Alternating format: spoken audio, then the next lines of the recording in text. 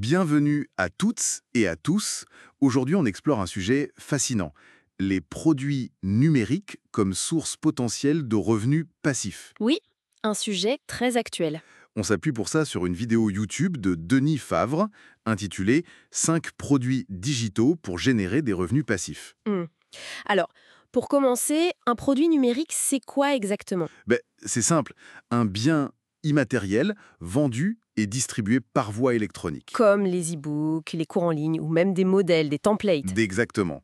L'idée forte mise en avant dans la vidéo, c'est ce potentiel. On crée le produit une fois et il peut se vendre potentiellement à l'infini. Partout dans le monde, 24h/24, 7 jours 7. Voilà. C'est assez séduisant comme promesse. Ok, alors, déballons ça. Ce qui est vraiment frappant ici, c'est comment la source met en avant les avantages clés. Il y a d'abord la scalabilité, Cette capacité à vendre plus sans forcément augmenter les coûts de façon proportionnelle. c'est ça, vente illimitée, audience mondiale. Et ça se combine avec de faibles coûts récurrents. Pensez-y, pas de stock physique, pas d'expédition.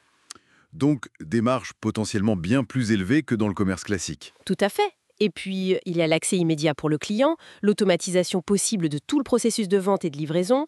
Et la flexibilité, on peut mettre à jour facilement. Oui, c'est un ensemble d'avantages assez unique en fait. Alors, pour rendre ça plus concret, la vidéo identifie 5 grands types de produits. Le premier, c'est l'assez classique, les e-books et les guides. Ah oui, parfait pour partager une expertise sur un sujet précis. La source donne l'exemple d'un guide des 10 étapes pour lancer une entreprise en ligne. L'avantage, c'est que le coût de création peut être vraiment minime. Oui, mais attention, la source insiste aussi sur le fait qu'il faut quand même bien choisir sa niche. Et soigner la présentation, un design pro, même fait avec des outils comme Canva, ça compte. Bien sûr.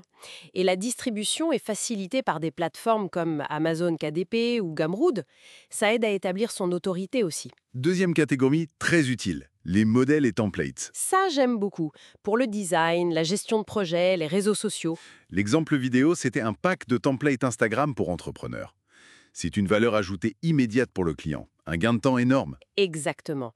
Et c'est un marché avec un potentiel large.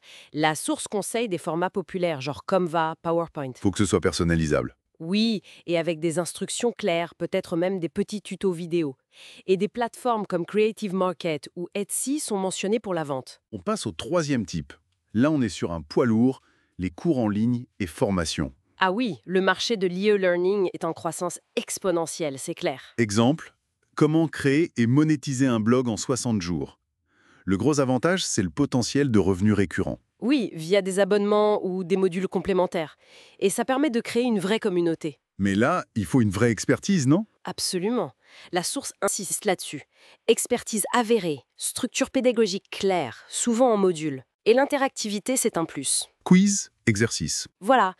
Et des plateformes comme Teachable ou Udemy sont là pour aider à héberger et vendre. Proposer un module gratuit, c'est souvent une bonne stratégie d'appel. Quatrième piste explorée, les abonnements à du contenu premium. Là, on vend un accès exclusif et régulier. Ça peut être des analyses, des newsletters pointus, des webinaires. L'exemple donné de site, un abonnement mensuel pour entrepreneurs, avec des sessions de questions-réponses en direct. L'intérêt majeur, c'est le revenu prévisible et la fidélisation. On construit une relation durable. Mais le défi, c'est de maintenir la valeur sur le long terme, j'imagine. C'est exactement ça. Il faut du contenu unique, de la régularité. La source suggère d'interagir avec la communauté, via des sondages par exemple. Et on peut utiliser Patreon, Substack. Oui, ces plateformes facilitent la gestion, parfois avec différents niveaux d'abonnement pour plus de flexibilité.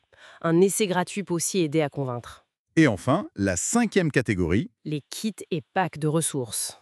L'idée ici, c'est de regrouper plusieurs éléments, des guides, des modèles, des checklists, tout un ensemble cohérent, comme un kit de démarrage pour freelance avec des modèles de contrat, des guides tarifaires, etc. Voilà. L'avantage, c'est que la valeur perçue est souvent plus élevée. Ça peut justifier un prix un peu supérieur. Ça répond à plusieurs besoins en même temps. C'est ça. Mais attention, la source précise qu'il faut que les éléments soient vraiment pertinents ensemble.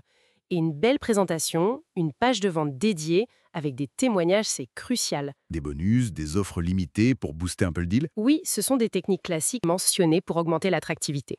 Bon, on a vu les types de produits, mais comment on maximise les revenus selon les vidéos? Alors, si on prend un peu de hauteur, la vidéo aborde effectivement des stratégies. D'abord, proposer des offres groupées, les fameux bundles. Pour augmenter la valeur moyenne de chaque vente. Exactement. Ensuite, mettre en place des tunnels de vente automatisés. Des outils comme ClickFunnels ou System.io sont cités. Pour guider le client étape par étape. Oui, pour l'accompagner et lui proposer la bonne offre au bon moment de façon automatique. Le marketing par email, avec une liste d'abonnés bien gérée, est aussi présenté comme fondamental. Et bien sûr, il faut suivre les ventes, écouter les retours clients. Et optimiser en continu. C'est un processus dynamique. Ces tunnels de vente, c'est particulièrement adapté pour les cours ou les kits, non? Pour proposer des offres supérieures progressivement. Tout à fait. L'idée est de maximiser la valeur pour le client et pour le créateur sur la durée. C'est là que le côté passif devient plus stratégique, même si ça demande un vrai travail de mise en place et de suivi. Alors si on résume tout ça, qu'est-ce que ça nous dit?